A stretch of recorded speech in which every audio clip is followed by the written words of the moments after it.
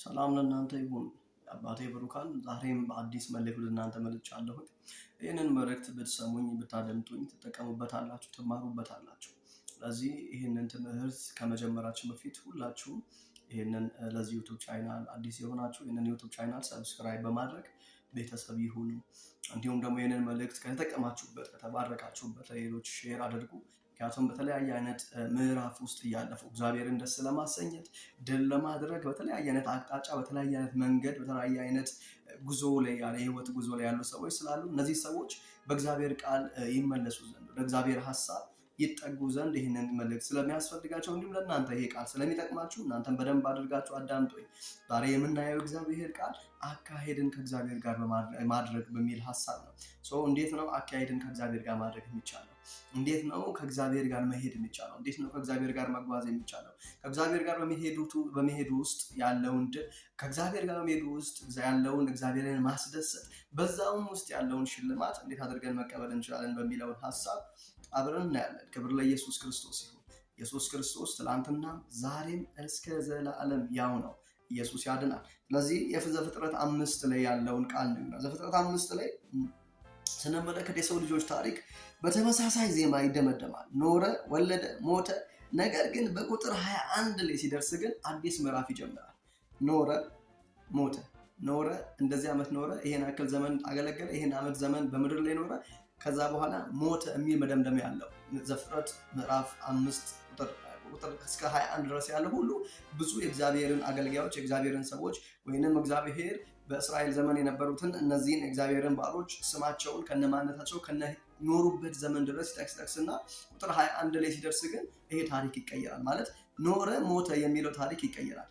ዘመናትን አያችሁ፣ እግዚአብሔር በአንዳንድ ሰዎች ይቀይራል። እግዚአብሔር ሲዝንን በአንዳንድ ሰዎች ይቀይራል። እግዚአብሔር ምዕራፍን በአንዳንድ ሰዎች ይቀይራል። ምክንያቱም ሰው ሁሉ ተመሳሳይ የሆነ ህይወት እንዲኖር እግዚአብሔር ፍቃድ አልነበረም። የእግዚአብሔር ሐሳብ መጣና እዚህ ሰው ጋር ሲደርስ ግን ተቀየረ ታሪክ። ማለት ሞተ የሚለው ነገር ቆመ። እሱ ጋር ማን ነው ይሄ ሰው? ይሄ ሰው ስለምንድን ነው ያልሞተው?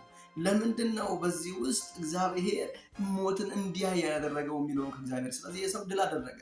ለምንድን ነው ድል ያደረገው? እግዚአብሔር የእምነቱን ልክ የከፈለው ዋጋ የሰጠው ለምንድን ነው የሚለውን ከእግዚአብሔር ቃል የምናየው። ኢየሱስ ክርስቶስ ጌታ ነው። አንድ ሰው ሞትን አሸነፈ፣ ወጣ፣ እርሱም ሄኖክ ነው። ሄኖክ ኢየሱስ ያድናል።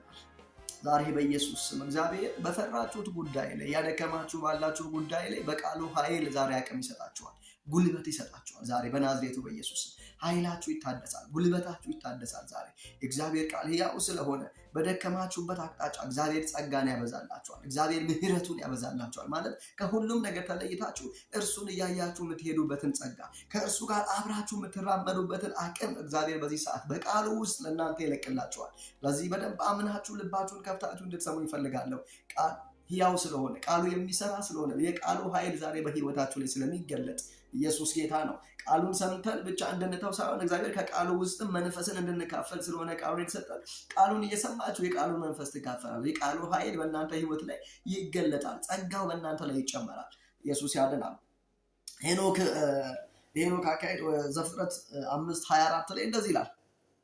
ሄኖክም አካሄዱን ከእግዚአብሔር ጋር አደረገ፣ እግዚአብሔርም ወስዶታልና አልተገኘም። ከማን ጋር? አካሄዱን ከማን ጋር አደረገ? ከእግዚአብሔር ጋር አደረገ። እግዚአብሔር ወስዶታል እና ምን አላለም? አልተገኘም። ከዛ በፊት የነበሩ ሰዎች አካሄዳቸው ከእግዚአብሔር ጋር ቢሆንም ከእግዚአብሔር ጋር አብሮ ቢወጡም ከእግዚአብሔር ጋር አብሮ ቢሰሩ ከእግዚአብሔር ቢጠቀምባቸውም ግን ሞትን ቀምሰዋል። ይሄ ሰው ግን ሞትን ያልቀመሰበት ምክንያት ምንድን ነው? እዚህ ጋር በዚህ ሰውና በእግዚአብሔር መካከል የነበረው ሚስጥር። ከዚህ ቃልስ እኛ ደግሞ ምን እንማራለን? እኛ በዚህ ዘመን ያለን ክርስቲያኖች ቅዱሳኖች ምንድን ነው ከዚህ ትምህርት ከዚህ እግዚአብሔር ቃል የምንካፈለው የምንወስደው ነገር የሚለውን እናያለን። ኢየሱስ ክርስቶስ ያድናል። በዚህ ውስጥ የመጀመሪያው ነጥባችን የሚሆነው የመንገድና የሐሳብ አንድነት አግሪመንት። የመንገድና የሐሳብ አንድነት። አንድ ሰው እኔ የሚሄድበት ሐሳብ ወይም ደግሞ የሚሄድበት መንገድ ሌላ ሆኖ አንድ አብሮኝ የሚሄድ ሰው ሐሳቡ ሌላ ከሆነ ከዚህ ሰው ጋር አብረን ልንሄድ አንችልም። ስለዚህ የመንገዱ አንድ መሆን አለበት። እኔ ከሆነ ሰው ጋር ለመሄድ አብሬህ ልሂድ ሲል ወይንም አብሬህ ሊሄድ ስፈልግ መጀመሪያ እኔ የሚሄድበት ቦታና እሱ የሚሄድበት ስፍራ መንገዳችን መድረሻችን አንድ መሆን አለበት። እሱም ብቻ አይደለም፣ ሐሳባችንም በዚህ ውስጥ ምን መሆን አለበት? አንድ መሆን አለበት። የእግዚአብሔር ቃል ሲናገር አሞጽ 3:3 ላይ እንደዚህ ይላል፣ እግዚአብሔር ሁለት ሰዎች ካልተስማሙ በአንድ ይሄዳሉን ይላል። ሁለት ሰዎች መስማማት ካልቻሉ በአንድነት መሄድ ይችላሉ ወይ? ምክንያቱም መሄድ የሚቻለው ሰው መስማማት ሲችል ነው። ሰው እንኳን እኔና የሆነ ሰው ወይ አንቺና የሆነ ሰው አንተና የሆነ ሰው አብራችሁ መሄድ የምትችሉት ምን ስትሉ ነው? መስማማት ስትችሉ። መስማማት ካልቻላችሁ እንኳን ሩቅ ልትጓዙ ይቅርና በአጭሩ ገና ሳትጀምሩ ትቆሙ ትችላላችሁ። ስለዚህ አብሮ ለመሄድ በአንድ ሀሳብና መግባባት ይፈልጋል። አንድ ሀሳብ፣ አንድ መንገድ፣ ተግባቦት ያስፈልጋል። ስለዚህ እግዚአብሔርና ሄኖክ ተግባብተው ነበር ማለት ነው። ሄኖክ የእግዚአብሔርን መንገድ ለመከተል ፈልጎ ነበር። ሄኖክ የራሱ መንገድ፣ የእግዚአብሔር ደግሞ ሌላ መንገድ ነው አለ። ሄኖክ በእግዚአብሔር መንገድ ውስጥ ለመግባትና በእግዚአብሔር ሀሳብ ጋር ለመስማማት ፈቅዶ ነው ወደዚህ መንገድ የገባው። ኢየሱስ ክርስቶስ ጌታ ነው። ከእግዚአብሔር ጋር መሄድ ማለት እግዚአብሔር ፍቃድ ጋር መስማማት ማለት ነው። ሄኖክ የራሱን መንገድ ትቶ በእግዚአብሔር መንገድ ለመሄድ የወሰነ ሰው ነበረ። አያችሁ፣ ከእግዚአብሔር ጋር መሄድ ማለት ከእግዚአብሔር ጋር አብሮ ለመሄድ የወሰነ ሰው ማለት የራሱን ሀሳብ መተው አለበት። የራሱን ፍላጎት፣ እኔ እኮ ይሄ ነው ደስ ይለኝ፣ ይሄ እኮ ነው የሚመቸኝ፣ ይሄ እኮ አይመቸኝም ብሎ የራሱን ምቾት፣ የራሱን ሀሳብ፣ የራሱን ፍቃድ በዛ መንገድ ላይ ማስገባት አይችልም። ስለዚህ ሄኖክ አካሄዱን ከእግዚአብሔር አደረገ ማለት ከእግዚአብሔር ጋር አብሮ ጉዞ ጀመረ ማለት ከእግዚአብሔር ጋር አብሮ አግሪመንት አድርጎ መንገድን ጀመረ ማለት ሀሳቡ ከእግዚአብሔር ጋር አንድ ሆነ ማለት የኔ የሚባል ሀሳብ የለውም። እኔ እኮ ደስ የሚለኝ ይሄ ነው፣ ይሄኛው ይመቸኛል፣ ይሄ እኮ አይመቸኝም ማለት አይችልም። በማን ሀሳብ ነው የሚሄደው? በእግዚአብሔር ሀሳብ ውስጥ። ስለዚህ በእግዚአብሔር ሀሳብ ውስጥ ለመግባት እናደረገ የራሱን ሀሳብ ተው። ይሄ ነው እኮ ደስ የሚለኝ፣ ይሄ ነው እኮ የሚመቸኝ የሚለውን የኔ የሚላቸውን ሀሳቦች ምን አደረጋቸው? ተዋቸው። ለምን ተወ ሲባል ለምን ዋጋ ከፈለባቸው? ለምን ተወ ማለት አንዳንዴ ከእግዚአብሔር ጋር አብረን ለመሄድ በእግዚአብሔር ለኛ ደስ እንዲሰኝ ከፈለግን የምናደርጋቸው የምንከፍላቸው ዋጋ ምንድናቸው? ምቾታችንን እንተዋለን። የሚያስደስቱንን ነገሮች እንተዋለን። ድሮ የምናደርጋቸው ልምዳቸውን እግዚአብሔር ደስ ካልተሰኘበት እንተዋለን። የሚጠቅመንም ይብን ሐዋርያቶች ሲናገሩ ሁሉን ትተን ተከተልናል። ሁሉን ትተን ተከተልን ውስጥ የሚጠቅማቸው ነገር አለ። ለህይወታቸው፣ ለቤተሰባቸው የሚያስፈልጋቸው ነገር አለ። ለዚህ እግዚአብሔርን ለመከተል ስንፈልግ ያንን የሚጠቅመንም ነገር ሁሉ ልንተው እንችላለን። ጳውሎስም ሁሉን አለ ማለት ትምክህትን በእኔ ፈሪሳዊ ከሰዱቃውያንም ሰዱቃዊ ነኝ፣ ትምክህት በእኔ ያምራል። ግን ምን አለ? ሁሉንም ስለ ኢየሱስ ስል እንደ ጉድፍ ማለት እንደ ከንቱ ረብ እንደሌለው እንደማይጠቅም ቆጠርኳቸዋል። ለዚህ ሀሳባችን ከእግዚአብሔር ሀሳብ ውስጥ ከእግዚአብሔር ጋር አብሮ ለመሄድ የማይጠቅመንን ነገር ብቻ አለ የሚጠቅመንን ነገር አንዳንዴ እንጥላለን። ማለት እግዚአብሔርን ደስ የማያሰኙ እኛ ደስ ሊያሰኙ ስጋችንን አሴት ሊያስደርጉ የሚችሉ ግን እግዚአብሔርን ሊያሳዝኑ የሚችሉ ብዙ መንገዶች አሉ። ያንን እንተዋለን። ስለዚህ የመጀመሪያ ውሳኔ አካሄዳችንን ከእግዚአብሔር ጋር ለማድረግ ምንድነው? ፍላጎቶቻችንን መተው፣ የኔ የምንለውን ነገር መተው፣ ልማዶቻችንን መተው። ከዛስ በእግዚአብሔር ሀሳብ ውስጥ ማለት ተውን ማለት ምዝረብ ሊሆን ይኖራል ማለት አይደለም። እግዚአብሔር የሚወደው እናደርጋለን ማለት ነው። እግዚአብሔር ደስ የሚሰኝበትን እግዚአብሔር የሚከብርበትን ነገር ማድረግ እንጀምራለን ማለት ነው። ክብር ለኢየሱስ ይሁን። እግዚአብሔር ጸጋ ይረዳቸዋል። ዛሬ ሄኖክ ምን አደረገ? የሚጠቅመውንም ነገር ሁሉ ምን አደረገ? ተወ። ሄኖክ የራሱን መንገድ ትቶ በእግዚአብሔር መንገድ ለመሄድ የወሰነ ሰው ነበረ። እግዚአብሔር ጋር ለመሄድ የራስን እኔ አውቃለሁ ማለት መተው ግድ ይለናል። እኔ አውቃለሁ፣ ለእኔ ከኔ በላይ ማን ያውቅልኛል? እንደ እኔ ነኝ የሚበጀኝን፣ እኔ ነኝ የሚጠቅመኝን፣ እኔ የሚሉትን ነገር እሱን ማድረግ አለብን። መተው፣ ወደዛ መጣል መቻል አለብን። ከኛ በላይ የሚያስፈልግ ጌታ ስላለ ነገርን ሁሉ በእሱ ሀሳብ ውስጥ በቃሉ ውስጥ ማስቃኘት፣ የእሱን ፍቃድ ብቻ ያየን የእሱን ሀሳብ እየፈጸመ እንድንኖር በዚህ ውስጥ የምናገኛቸው ነገሮች አሉ። አንዱ ድል መንሳት ነው። ሄኖክ ድል ነሳ፣ ሞትን አላየም። ብዙ አገልጋዮች፣ ብዙ ከእግዚአብሔር ጋር ያወሩ ልክ እንደሱ የነበሩ ጥሪ የነበራቸው ሰዎች ሁሉ ኖሩ፣ የኖሩበት ዘመን ጠቀሰ፣ ሞቱ ይላል። ቁጥር 21 ላይ ሲመጣ ግን ሄኖክ አልሞተም። ለምን? እግዚአብሔር ስለወሰደው አልተገኘም ይላል። ሄኖክ እንዲወሰድ ያደረገው ነገር ነው፣ አካሄዱን ከእግዚአብሔር ጋር አደረገ። ዛሬ ከእግዚአብሔር ጋር አብራችሁ መሄድ ትፈልጋላችሁ? በዘመናችሁ ብዙ ሰዎች በዚህ ዘመን ላይ ጥያቄ ውስጥ ናቸው፣ ጭንቀት ውስጥ ናቸው። ይሄ ሁሉ ነገሮች፣ ጥያቄዎች፣ ሁሉ ነውጦች በህይወታችን ምንድን ነው? ከእግዚአብሔር ሀሳብ ስንወጣ፣ ከእግዚአብሔር ፍቃድ ስንወጣ። ስለዚህ ሀሳባችን፣ ህይወታችን፣ አገልግሎታችን፣ ኑሯችን፣ ስራችን በእግዚአብሔር ፍቃድ ውስጥ ሲሆን ህይወት ትግል አይሆንብንም፣ አገልግሎት ትግል አይሆንብንም። ለምን? በሀሳብ ውስጥ ነው ያለነው። የምንኖረው የእሱን ሀሳብ ስለሆነ፣ የምንገልጠው የእሱን ፍቃድ ስለሆነ ከኛ የምንለው ነገር እኔ አውቃለሁ የሚለው ነገሩ ስለማይገቡበት በእኛ ህይወት ውስጥ አለመከናወን መሆን አይችልም። ድልን እግዚአብሔር ይሰጠናል። ስለዚህ በህይወታችሁ አቅጣጫ ባላችሁበት ቦታ ድልን ማድረግ የምትፈልጉ ሰዎች እኔ ከኔ በላይ አዋቂ የለም የሚለውን ነገር ተው። ያላችሁ ማለት እግዚአብሔርን ሊያስከፉ የሚችሉ እግዚአብሔር ሊያዝንባቸው የሚችሉ ብዙ የምናውቃቸው ከመጽሐፍ ቅዱስም ውጭ እንደ ሀሳብ፣ እንደ አይምሮ፣ እንደ ሰው በህሊናችን ውስጥ የሚመላለሱ የእግዚአብሔር ደስ የማይሰኝባቸው ነገሮችን መተው። ኢቭን ደስ የሚሰኝባቸውን ነገር ለእግዚአብሔር ምናል አንዳንዴ እንተዋለን። ሄኖክ ምን አደረገ? ሁሉን ትቶ ምናል ተከተለ። ሐዋርያቶች ምን አደረጉ? ሁሉን ትቶ ምናል ተከተሉት። ኢየሱስ ያድናል። ሁለተኛው ሀሳባችን የሚለው የመጀመሪያው መንገድንና ሀሳብን አንድነት፣ አንድ የኔና የእግዚአብሔር ሀሳብ መንገዱም አንድ መሆን አለበት። ሁለተኛው ጽናት ነው። ጽናት ማለት ሄኖክ አካሄዱን ከእግዚአብሔር አደረገ ስንል ስንት ጊዜ ይመስላችኋል? 1 ዓመት 2 ዓመት አይደለም። ሄኖክ 300 ዓመት ምን አደረገ? አካሄዱን ከእግዚአብሔር ጋር አደረገ። ሰው እናንተ በእግዚአብሔር ፍቃድ ውስጥ ለመኖር 1 ቀን ይከብደዋል።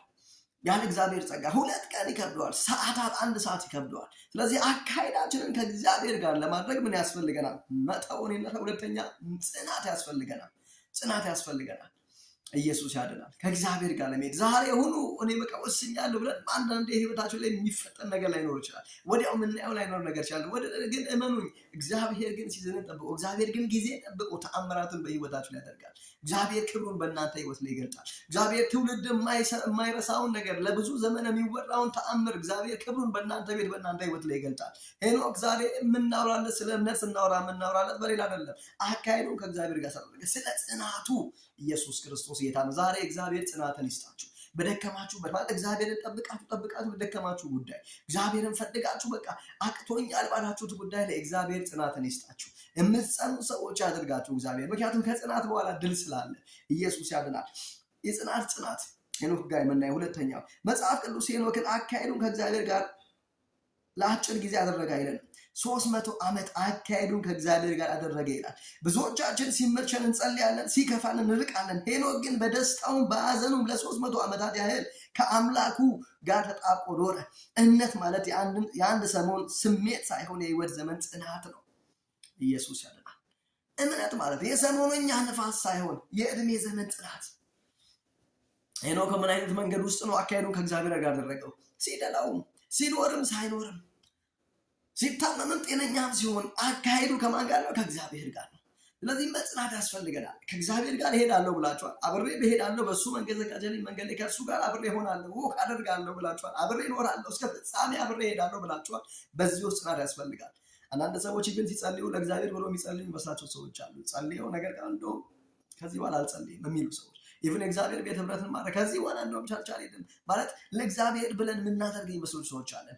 ነገሮችን ዋጋ እንክፈል እንጂ ክፍያውን የምናገኘው እኛ ነን። መጨረሻ ላይ ሽልማቱን የምንቀበለው እኛ ነን። በህይወታችን ላይ ፍሬ አፍርቶ ፍሬውን የምንበላው እኛ ነን፣ እግዚአብሔር አይደለም። ስለዚህ መጽናት ያስፈልገናል። መጽናት ምን አይነት ጽናት? በማዕበልን በወጀቡ ውስጥ መጽናት። ከማን ጋር? አካሄደን ከእግዚአብሔር ጋር ለማድረግ ከዛ ዓለም ወይንም ከሌላ ሃይማኖት ውስጥ ወደ እግዚአብሔር መንግስት ስንጨመር ኢየሱስ ክርስቶስ ጌታ ነው ብለን አምነን ወደዚህ መንግስት ስንገባ አካሄዳችን ከሱ ጋር ልናደርግ ልንጸና፣ በምንም አይነት መልኩ በሐዘንም በደስታ አብረን ልንሆን ልክ እንደ ትዳሩ ውስጥ እንዳለ ባልና ሚስቶች ቃል ኪዳን ሲያደርጉ በቤተ ክርስቲያን የተጋቡ በሐዘንም በደስታዋም ከእርሷ ጋር ለመሆን ቃል ይገባሉ ብሎ ቃል ይገባሉ። ስለዚህ እኛም በኪዳን በደም ከእግዚአብሔር ጋር ቃል ገብተናል ከእሱ ጋር ለመሄድ። ስለዚህ ጽናት እግዚአብሔር ሲመልስልን ብቻ የምንፈልግ ሰዎች አለ። ሲሞላልን ብቻ ቸርች የምንሄድ፣ ሲሞላልን ብቻ የምንዘምር ሰዎች ልንሆን አይገባንም። በሁሉ ምዕራፍ ውስጥ ጸንተን ከእርሱ ጋር እንድንሄድ እግዚአብሔር ይርዳል። በጌታ በኢየሱስ እኔ እግዚአብሔር ጸጋ ይርዳችሁ።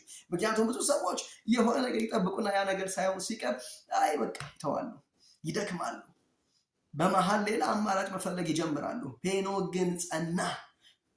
ምን አድርጎ? አካሄዱን ከእግዚአብሔር ጋር አድርጎ የእግዚአብሔርን ፍቃድ የእግዚአብሔርን ሐሳብ እፈጽማለሁ ብሎ ወደ እግዚአብሔር መንገድ ገብቶ ከእግዚአብሔር ጋር ተስማምቶ እግዚአብሔርን ደስ እያሰኘ ኖረ።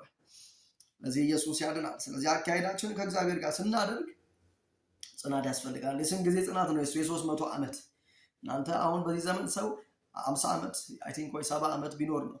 ሄኖክ ግን ለ300 ዓመት እስከ ዛሬ እስኪ ለ1 ዓመት እስኪ ጽኑ፣ እግዚአብሔር ጋር ጽኑ። ቢሆንም ባይሆንም ብላችሁ ከእግዚአብሔር ጋር ለመሄድ አብራችሁ ለመሄድ በሐሳብ ውስጥ ለመቆየት በፍቃድ ውስጥ ለመቆየት ዛሬ ልባችሁን አዘጋጁ።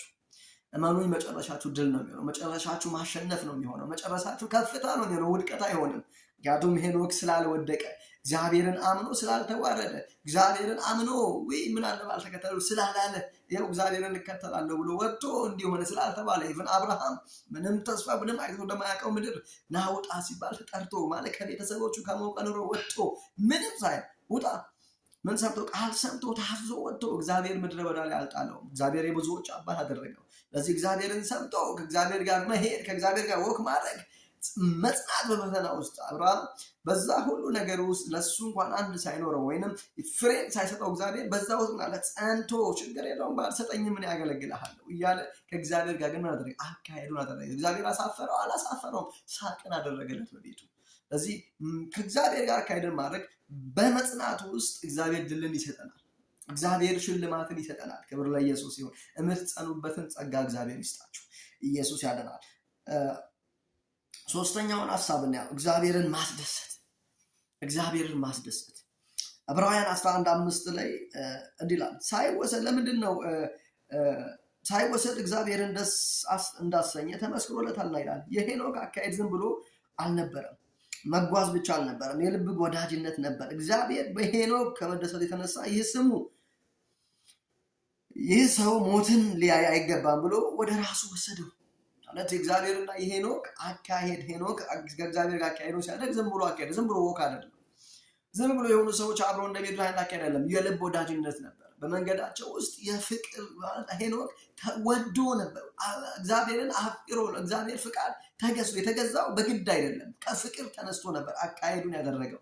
በዚህም ውስጥ እግዚአብሔር ደስ ስለተሰኘበት ይሄ ሰው ምን እንዲያይ ሞትን እንዲያይ ያስፈልገውም ብሎ እግዚአብሔር ምን አደረገው? ወሰደው። በህይወት ሳለንም ብሏል፣ እግዚአብሔርን ብሎ አስደስቷል። ምን ብሎ? ሞትን አላይም ብሎ። ሞትን አላይም ብሎ ብቻ ፌዝ ብቻ አድርጎ አይደለም፣ ማለት ንግግር ብቻ አድርጎ አይደለም፣ አካሄዱን ምን አደረገ? እግዚአብሔር ጋር አደረገ። ዛሬ ኢየሱስ ክርስቶስ ጌታ ነው። እግዚአብሔር ባመናችሁት አቅጣጫ ወደ ቤታችሁ ይምጣ። እግዚአብሔር በምታምኑት በጠበቃችሁት መንገድ በኢየሱስም ሊያጸናችሁ ሊያበረታችሁ ወደ ቤታችሁ ይምጣ። ሄኖክ ኦልሬዲ ያመን አልሞትም፣ ሞትን አላይም ማለት በእምነቱም አካሄዱን ከእርሱ ጋር ማድረጉም እግዚአብሔር እንዳለበት በመጽናቱም እግዚአብሔር ደስ ተሰኘበት። ስለዚህ እግዚአብሔር ይሄ ሰው ሞትን ማየት የለበትም ብሎ እግዚአብሔር ወሰደው። አያችሁ፣ የጽናቱ ውጤት አካሄዱን በእግዚአብሔር ሀሳብ ውስጥ በእግዚአብሔር ፍቃድ ውስጥ የማድረጉ ውጤት ሽልማቱ ምንድነው? መወሰድ ነው። ወደ እግዚአብሔር። ስለዚህ እግዚአብሔርም ስለወሰደው አልተገኘም ይላል። እግዚአብሔር ወሰደው ወደ ራሱ። የክርስትናችን የመጨረሻ ግብ ከሲኦል ማምለጥ ብቻ ሳይሆን እግዚአብሔርን ደስ ማሰኘት ነው። ስለዚህ አንድ ክርስቲያን ከዘላለም ፍርድ ከዘላለም ሞት ማምለጡ ብቻ አይደለም ትልቁ አልቲሜት ግባችን። በቃ ከዘላለም ሕይወት አምልጠናል፣ በቃ ከዘላለም ሕይወት ድነናል፣ አሁን የዘላለም ሕይወት አግኝተናል የሚለው ብቻ ሳይሆን እግዚአብሔርን ማስደሰት ነው። እዚህ ምድር ስንኖር እግዚአብሔር በአገልግሎታችን፣ እግዚአብሔር በትዳራችን፣ እግዚአብሔር በኑሯችን፣ እግዚአብሔር ባለን ነገር ደስ መሰኘት ይፈልጋል። ማለት ክብሩን ስንገልጥበት፣ ለእሱ ስናደርግ፣ ስንዋጅለት፣ እርሱን ስናሳይበት እርሱ ደስ ይሰኛል። ስለዚህ ዋናው አልቲሜት ጎናችን ከመዳናችን ያለፈ ሌላ ደግሞ ምንድነው? እግዚአብሔርን ደስ ማሰኘት ነው። ስለዚህ እግዚአብሔርን ደስ ማሰኘት ትፈልጋላችሁ? እግዚአብሔር በእናንተ ደስ እንዲሰኝ አካሄዳችሁን ከእሱ ጋር አድርጉ። በፍቃድ ውስጥ በቃሉ ውስጥ አድርጉ። አካሄዳችሁ እንደናንተ ሀሳብ እንደናንተ ፍላጎት አይሁን፣ በእግዚአብሔር ፍቃድ ውስጥ ይሁን፣ በእግዚአብሔር ሀሳብ ውስጥ ይሁን አካሄዳችሁ ማለት ነው። ልክ እንደ ሄኖክ እግዚአብሔር ጋር አካሄዱን ከእሱ ጋር አደረገ። በእግዚአብሔር መንገድ ገባ። እሱ ባሰመረው መንገድ አይደለም፣ እግዚአብሔር ባዘጋጀው ላይን ውስጥ ገባ። የእግዚአብሔርን ድምፅ የእግዚአብሔርን ቃል ሰማ። ማለት መግባባት ስላለ ሁለት ሰዎች መንገድ ሲሄዱ በቃላትም ማለት አለባቸው፣ በንግግር መግባባት አለባቸው። ስለዚህ የእግዚአብሔርን ቃል ለመስማት ለዛ ቃል ለመታዘዝ ለመግባባት ፈቃደኛ ሆነ። በዛ ውስጥም አደረገ፣ ጸና። ለስንት ዓመት? ለ300 ዓመት። ለሳምንት ሙቀት አይደለም። እኛ ቸርች ሄደን ወይንም የሆነ መንፈሳዊ ወይ ጸሎት ገብተን ስንወጣ ትንሽ የሆነ ሞቅታ ሲመጣ የምናደርጋቸው ነገሮች አሉ። የሚደረጉ ሰዎች የሚሞክሯቸው ያ ሙከራ ነው፣ አይቀጥልም። ከአንድ ሳምንት ከአንድ ወር ከ15 ቀን አይቀጥልም። ግን እግዚአብሔር ምን ይፈልጋል? እንድንጸና በዛ በጀመርነው ነገር ውስጥ በዛ በጸመርነው አገልግሎት ውስጥ በጸሎት ውስጥ እንድንጸና እግዚአብሔር ይፈልጋል። የምትጸኑበት ጸጋ በኢየሱስ ስም ያገኛችሁ። እግዚአብሔርን ደስ የምታሰኙበት የመንፈስ ቅዱስ ኃይል ዛሬ ያገኛችሁ በጌታ በኢየሱስ ክርስቶስ። እዚህ እግዚአብሔር ምን አለበት? ደስ ተሰኘበት። እዚህ እኛም ግባችን ምንድን ነው? እግዚአብሔርን ደስ ማሰኘት ነው። አራተኛው ለብቻ የመሄድ ድፍረት። ለብቻ የመሄድ ድፍረት ለምንድን ነው? ለብቻ የመሄድ ድፍረት ማለት ነው። ሄኖክ ለብቻው የመሄድ ድፍረት ምን አደረገ? አገኘ። እንዴት ለብቻው የመሄድ ድፍረት አገኘ የሚለውን እንያ። በዚያ ዘመን ዓለም ከኃጢአት ተበላሽታ ነበር። ሁሉም ሰው ወደ ገዛ መንገዱ ሲሄድ፣ ሄኖክ ግን ብቻውን ከእግዚአብሔር ጋር ይሄድ ነበር። ሄኖክ ብቻውን፣ ሁሉም ሰው ወደ ራሱ ፍቃድ ማለት ሄኖክ ትቷል። የራሱን ሀሳብ የራሱን ፍቃድ ትቶ ነው በእግዚአብሔር ሀሳብ ውስጥ የገባው፣ በእግዚአብሔር መንገድ ውስጥ የገባው። ግን ከሄኖክ ጋር የኖሩ የነበሩ ምድር ላይ በዛት የነበሩ ሰዎች ነበሩ። እነዚህ ሰዎች ግን የራሳቸውን ፍቃድ የራሳቸውን ሀሳብ እየፈጸሙ ነበር የሚኖሩት። ሄኖክ ግን ብቻውን በእግዚአብሔር ሀሳብ ውስጥ ገባ። እርግጠኛ ናችሁ ወይ? ማለት ለብቻችሁ መሄድ ትችላላችሁ ወይ? አሁን ላይ ያለው ወይንም እስከ እናንተን ወንጌል ሰብኳችሁ ወይንም ያስደነትን ያስተማራችሁ አገልጋይ ኢየሱስ ክርስቶስ ጌታ እንደሆነ በእርሱ በማመን የዘላለም ሕይወት እንደሚገኝ የነገራችሁ ሰው ዛሬ ደግሞ እኔ ዛኔ እንደዚህ አልነበረም፣ አሁን ግን ሌላ ነገር ተገልጦልኛል፣ ትክክል አይደለም ቢላችሁ ለመሄድ ዝግጁ ናችሁ ወይ? በጣም የምትወዱት ፓስተር ዛሬ ተመልሶ ሌላ ነገር ቢሆን እናንተ ከእግዚአብሔር ጋር ለመሄድ ዝግጁ ናችሁ ወይ? ይህንን የጀመራችሁትን ጉዞ ለመጨረስ ዝግጁ ናችሁ ወይ? ዓለም ላይ ያለ አሁን ወንጌል እሳት አሁን የሚነገር የወንጌል የዘላለም ሕይወት ወንጌል የጸጋ ወንጌል ቢቀየር እናንተ በዛ በሰማችሁት ባመናችሁት ጉዳይ እግዚአብሔር ከእናንተ ጋር ነው ሲያወራችሁ ሰምታችኋል። አብሯችሁ እንደሚሄድ ፊል አድርጋችኋል። መጽናት ትችላላችሁ ወይ? ሰው ሁሉ ቢቀየር እናንተ መቆም ትችላለ ነው ወይስ ግርር ያለበት ነገር ሲኖር? ምክንያቱም አበሻ ስለሆንን ምን ያምናል ሰው? በህዝብ ብዛት በጥራት ሳይሆን በብዛት እናምናለን። የሆነ ቦታ ላይ ሰው ልክ እንደሳቸው ግር ብሎ ስለገዛ የሚፈልጉት ነገር አይደለም፣ ቤት ወስደው የሚጠቀሙበት ነገር አይደለም። ሰው ግን ተሰልፎ ስለገዛ አብሮ ገዝተው ይዞ መጡ። ስለዚህ እናንተ ትጸናላችሁ ወይ? ግር አሁን ዛሬ ላይ ያለ ሰው ሁሉ ሀሳቡን ቢቀይር ወደ ሌላ መንገድ ቢገባ ዴቪድ ትጸናላችሁ ወይ? ብቻችሁን ለመከተል ዝግጁ ናችሁ ወይ? ብቻችሁን የገባችሁን ያመናችሁትን ወንጌል ይዛችሁ ለመሄድ ዝግጁ ናችሁ ወይ? አሁን በዙሪያችሁ ያሉ ሰዎች እሱ እኮ ብላችሁ ሮል ሞዴል የምታደርጉት ሰው ነገ ሀሳብ ቢቀይር እናንተ አትጠራጠሩም ወይ? ሄኖክ እንደዚህ ነው፣ ለብቻው መሄድ ደፈረ። ያ ሁሉ ሰው ሲሄድ እንዴ እኔ እብድ ነኝ እንዴ? ይሄ ሁሉ ሰው እንቢ ብሎ ይሄንን መንገድ እየሄደ እኔ ብቻዬን ይሄን መንገድ የሚሄደው እኔ ጤነኛ አይደለሁም ማለት ነው ብሎ ራሱን ቼክ አላደረገ። በብዛት ሳይሆን እሱ የሰማውን አምላክ ያውቃል፣ የገባው እውነት አለ። ስለዚህ እግዚአብሔር ለብቻችሁ መሄድ አትፍሩ። በቃ የገባችሁን ይዛችሁ ለመሄድ ለመጓዝ አትፍሩ። የተገለጠላችሁ ወንጌል የገባችሁ እውነት ነው። ያንን ይዛችሁ እስከ መጨረሻ ሂዱ በድፍረት። ሰው ባይኖር ዛሬ 2 ሰው 3 ሰው ሊደግፋችሁ ይችላል። ነገ ህዝብ ይከተላችኋል፣ ነገ ትውልድ ይከተላችኋል። ይኸው ዘመናትን አስቆጥሮ ዛሬ እኛ እያወራንለት ነው። ምን ለብቻው መሄድ በመድፈሩ ባለመፍራቱ። በዚያን ዘመን ዓለም ኃጢአት ብቻ ተበላሻ ነበር። ሁሉም ሰው ወደ ገዛ መንገዱ ሲሄድ፣ ሄኖክ ግን ብቻውን ከእግዚአብሔር ጋር ይሄድ ነበር። እግዚአብሔር ጋር መሄድ ብዙ ጊዜ ከሰው ጋር መለያየት ሊጠይቀን ይችላል። ከእግዚአብሔር ጋር ለመሄድ ስንወስን፣ ከእግዚአብሔር ሀሳብ ከእግዚአብሔር ፍቃድ ጋር ለመሄድ ስንወስን የምንጥላቸው ሰዎች ነገሮች ይኖራሉ። ከህይወታችን የምናስወጣቸው ሰዎች ሊኖሩ ይችላሉ።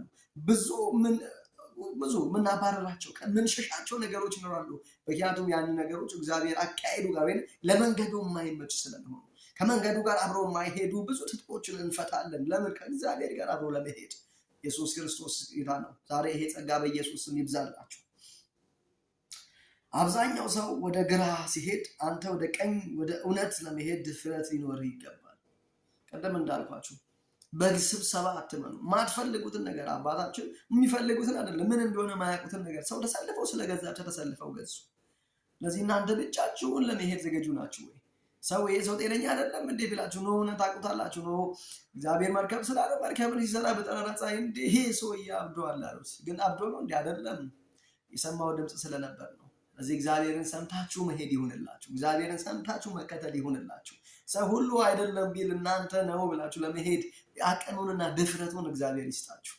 ኢየሱስ ያድናል። የመጠቃለያው መጨረሻው ሐሳብ የሚለው ወዳጆች ዛሬ ሄኖክ አካሄዱን ከእግዚአብሔር ጋር ስላደረገ እግዚአብሔር ከምድር ወሰደ፣ ወደ ሰማይ አሻገረው። ዛሬ አንቺስ አካሄድን ከማን ጋር ነው? ከዓለም ጋር ወይስ ከእግዚአብሔር ጋር? ከማን ጋር ነው አካሄዳችሁ? ከዓለም ጋር ነው? ከቴክኖሎጂ ጋር ነው? ከሆነ የምትከተሉት ሮል ሞዴል ጋር ነው? ከማን ጋር ነው አካሄዳችሁ? ነው ከእግዚአብሔር ጋር ነው። ስለዚህ አካሄዳችሁ ከእግዚአብሔር ጋር ከሆነ እግዚአብሔር ደስ ይሰኝባቸዋል። ደስ መሰኘት ብቻ አይደለም፣ ሽልማት እንደ ሄኖክ ሽልማቱ ምንድነው? መወሰድ ነው። ተወሰደ። ለእኔና ለእናንተ ደግሞ እግዚአብሔር አክሊልን አዘጋጅቶልናል፣ ሽልማትን አዘጋጅቶልናል። ዛሬ በኢየሱስ ክርስቶስ ስም ጸልያለሁ። በዚህ ሰዓት በተለያየ ድካም ውስጥ ያላችሁ ሰዎች፣ በተለያየ ህመም ውስጥ ያላችሁ ሰዎች በጌታ በኢየሱስ ክርስቶስ ስም የሚረዳው ጸጋ እንዲጨምርላችሁ፣ የሚያግዘው ጸጋ በህይወታችሁ ላይ እንዲለቀቅ በኢየሱስ ስም ጸልያለሁ። ያደከማችሁ ነገር ጉልበታችሁን የበላ በናዝሬቱ በኢየሱስ ስም እንዲነሳ ጸልያለሁ። ከዚህ ሰዓት ጀምሮ ብዙ ጸጋ ብዙ ምህረት በኢየሱስ ስም በህይወታችሁ ላይ ይጨመር። ተባረኩ። ይህንን ዩቲዩብ ቻናል ሰብስክራይብ አድርጉ።